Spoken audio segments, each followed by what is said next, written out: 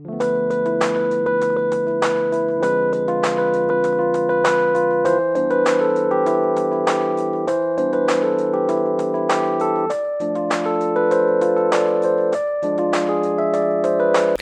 हिंद दोस्तों, आप सभी लोगों का स्वागत है मिस्टर स्कैल्पर की एक और नई वीडियो में। और मैं हूं आप सभी का दोस्त संचित। और दोस्तों, आज की इस वीडियो में हम लोग बात करने वाले हैं फिर से अपने स्टॉक आलोक इंडस्ट्रीज़ के बारे में। आलोक इंडस्ट्रीज़ में कुछ इंपॉर्टेंट बातें आज हम बात डिस्कस करने वाले हैं। बजट में क्या हो सकता है आलोक इंडस्ट्रीज़ के लिए, और बजट में क्या लेटेस्ट जो है मांग की गई है वित्त मंत्री जी से टेक्सटाइल इंडस्ट्री के द्वारा, उन सभी चीज़ों के बारे में इस वीडियो में हम बात करेंगे। साथ ही में कुछ इंपॉर्टेंट लेवल्स और कहाँ पे इस वक्त आलोक इंडस्ट्री सपोर्ट ले रहा है, उन सभी चीज़ों को टेक्निकली चार्ट में समझने की कोशिश करेंगे। तो दोस्तों, वीडियो पसंद आए तो वीडियो को लाइक कीजिएगा, चैनल को अभी तक सब्सक्राइब नहीं किया तो सब्सक्राइब कर दीजिए। और अभी तक आपने अगर हमारे टेलीग्राम चैनल को ज्वाइन नहीं किया है तो क्या कर रहे हो भाई लोग, टेलीग्राम चैनल को ज्वाइन करो। वहाँ पे मेरा कोई भी पर्सनल ट्रेड होता है या फिर अगर कोई भी मेरे को अपडेट देनी होती है मार्केट से रिलेटेड, वो मैं आपको बता देता हूँ। कोई उसमें फ्री ऑफ कॉस्ट चार्ज नहीं है भाई, आराम से आप ज्वाइन कर सकते हो, फ्री ऑफ कॉस्ट है, बिना किसी टेंशन के आप ज्वाइन कर सकते हो। तो चलिए दोस्तों, वीडियो को शुरू करते हैं।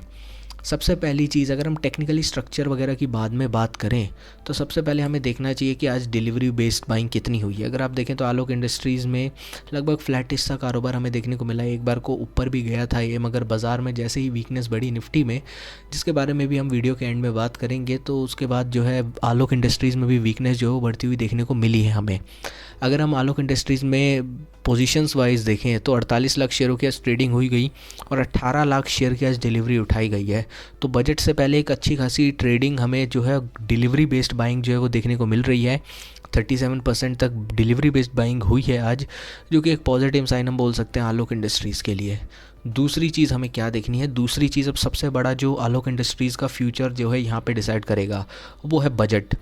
देखिए, अगर आलोक इंडस्ट्रीज़ को एक ऐसा सेक्टर बनना है, ऐसा प्लेयर बनना है अपने सेक्टर में और अपनी मिड कैप कंपनी में सबसे पावरफुल बनना है, तो उसे अपने जो प्रॉफिट हैं उसे कंसिस्टेंसी रखना होगा। अगर आपको याद हो कि ट्राइडेंट के प्रॉफिट भले ही कम आते हैं, मगर ट्राइडेंट के प्रॉफिट जो है वो कंसिस्टेंट हैं। मगर आलोक इंडस्ट्रीज़ के साथ दिक्कत यही है कि आलोक इंडस्ट्रीज़ एक क्वार्टर में तो 4000 करोड़ का प्रॉफिट करती ही है, मगर अगले क्वार्टर में वो सारा प्रॉफिट ख़त्म होकर माइनस में आ जाती है, जो कि बहुत पॉजिटिव साइन हम नहीं बोल सकते आलोक इंडस्ट्रीज़ के लिए। इसी वजह से इसमें एक बड़ा मूवमेंट आने में दिक्कत हो रही है। अब बजट में क्या आ सकता है, सबसे पहले अगर आप बात करें तो यहाँ पे बजट में एक सबसे बड़ी मांग जो की गई है वो है पॉलिसी चेंज करने के लिए टेक्सटाइल सेक्टर में। पॉलिसी चेंज क्या हो सकती है? पॉलिसी चेंज अगर आप बोलें तो सबसे पहली चीज़ जो हमें देखने को मिल रही है वो ये मिल रही है कि जो टेक्सटाइल सेक्टर की मांग है उसमें सबसे पहली चीज़ जो उन्होंने निर्मला सीतारमण जी से बोली है, जो मांग करी है, उसमें उन्होंने बोला है कि जो कस्टम ड्यूटी है उसे हाइक किया जाए। कस्टम ड्यूटी मतलब बाहर से आने वाला जो भी सामान होता है उसे हाइक किया जाए। सबसे पहली चीज़ तो ये है। दूसरा क्या है, जो वो सामान को बाहर से, जो उनका कच्चा माल आता है बाहर से, उसके ऊपर जो ड्यूटी लगती है उसे कम किया जाए। मतलब एक तो कस्टम ड्यूटी हाइक की जाए, जो यहाँ से जो है सामान बाहर जाता है, जो एक्सपोर्ट करने की, जो बाहर से सामान अंदर आता है, कच्चा माल नहीं, जो बना बनाया बाहर से सामान अंदर आता है, उसके ऊपर जो है ड्यूटी बढ़ाई जाए। दूसरी चीज़, आत्मनिर्भर भारत को अगर प्रोत्साहित करना है तो उसके लिए गवर्नमेंट से टेक्सटाइल सेक्टर ने मांग करी है कि जो कच्चा माल है उसके ऊपर टैक्सेस कम किए जाए, जो बाहर से कच्चा माल मंगाते हैं उनके ऊपर टैक्सेस कम की जाए। तो ये मांग है टेक्सटाइल सेक्टर्स की। दूसरी चीज़ अगर आप बात करें, जो बड़ी बात बजट में सामने निकल के आ सकती है, वो है मेगा टेक्सटाइल पार्क स्कीम। अब मेगा टेक्सटाइल पार्क स्कीम से सबसे जो दो बड़े प्लेयर्स जिन्हें फ़ायदा हो सकता है मिड कैप सेक्टर में, वो है आलोक इंडस्ट्रीज़ और ट्राइडेंट।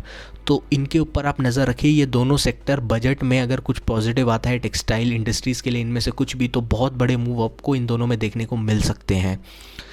सबसे बड़ी चीज़ इसमें क्या होगी, जो मेगा टेक्सटाइल पार्क होगा, जो रीजन होगा जो बनाने की सोच रही है, उससे इंडस्ट्री का साइज़ है वो डबल होगा। समझ रहे हैं आप? जो इंडस्ट्री का अभी साइज़ है टेक्सटाइल सेक्टर का, वो इंडस्ट्री का टेक्सटाइल सेक्टर का वो है $150 बिलियन, जो कि 2025-26 तक 300 बिलियन करने की मांग जो है वो करी जा रही है गवर्नमेंट के से जो है टेक्सटाइल इंडस्ट्री के द्वारा।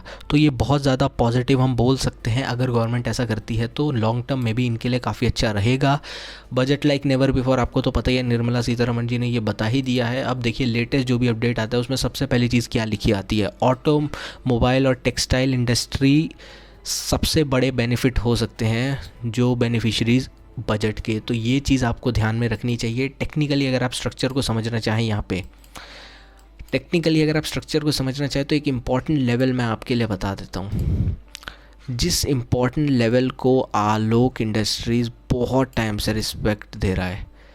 माफ़ कीजिएगा, थोड़ा ज़्यादा ही बड़ा सपोर्ट बन गया। यहाँ पे आप देखिए, हाँ जी, तो ये जो अगर आप सपोर्ट देखें तो ये मैंने आपको बार बार बोला है, ये सपोर्ट रेंज है। इसके अगर आपको आसपास मिलता है you can enter it positional trade के तौर पर, ठीक है। लॉन्ग टर्म इन्वेस्टमेंट है तो आपको लेके बैठ जाना है, कोई टेंशन की बात नहीं है भाई। मुकेश अंबानी की कंपनी है, 40% हिस्सा है, तो काफ़ी बड़ा प्रॉफिट जो मुकेश अंबानी दिलवा सकते हैं।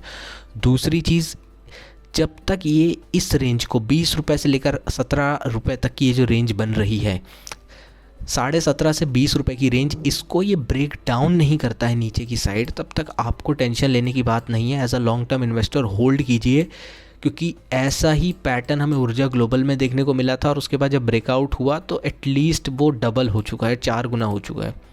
तो 4 गुना नहीं, मेरे लिए जो अपसाइड के टारगेट हैं, अगर ये जो प्लान्स हैं बजट में जो मांग की गई है, ये इनमें से 1-2 मांग भी मान ली जाती हैं, तो पहला टारगेट 28 रुपये टेक्निकली निकल के आता है।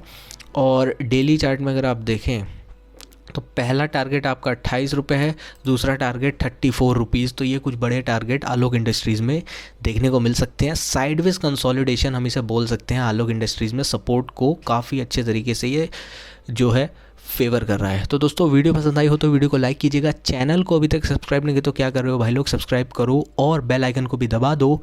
मिलता हूँ आपसे अगली वीडियो में। Thank you so much for watching guys. जय हिंद, वंदे मातरम।